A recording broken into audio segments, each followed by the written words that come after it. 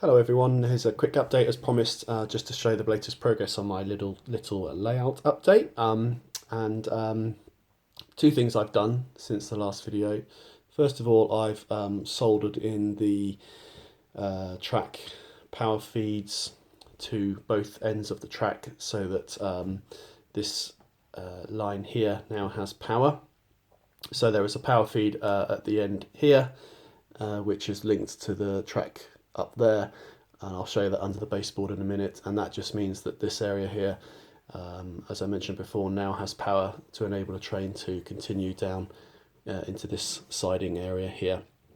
The second thing I've done is, as you can see there, I have spray painted the track, and what I used to do that was the this acrylic Humbrol paint, which is matte colour 29 dark earth.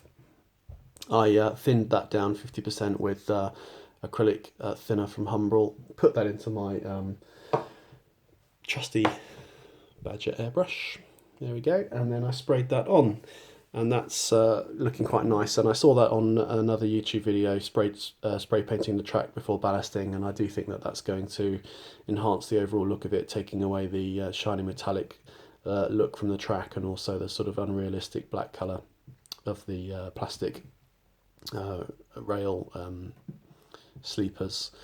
You'll notice that I have masked the areas around the points, as evidenced by the fact that there's no paint around there. So obviously that's important, because you don't want to be spraying paint on the inside of the rails there where the electrical contact's made, otherwise that's going to stop the points working. So I've masked off all of the point areas before spraying the overall track. If I just briefly pause the video, and I'll turn the upside down, and you'll see what I've done in terms of the wiring. But as I mentioned, if I bring the camera over, so I've soldered in power feeds here. My soldering's not very good, I find it very fiddly, but I've soldered in power feeds here. Those wires go underneath there. The idea is I'll be applying power to the track using two crocodile clips just onto the end of the track here, because this will be the non-scenic area. I don't really feel the need to have a permanent transformer power controller wired up to this layout. I think a crocodile clip setup will be quite suitable.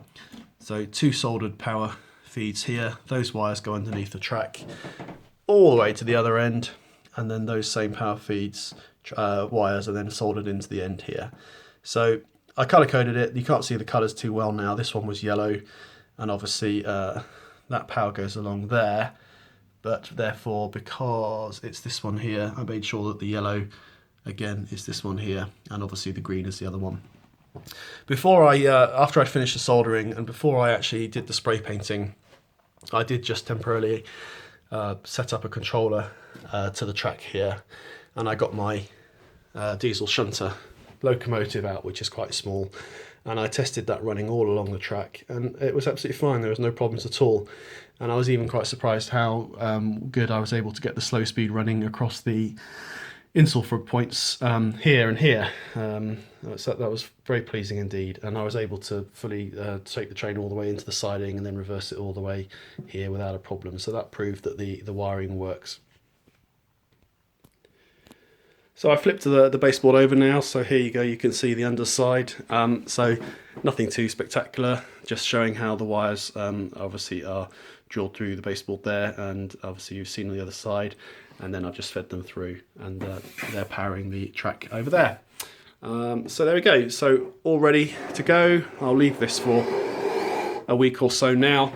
My next task will be to actually do the ballasting.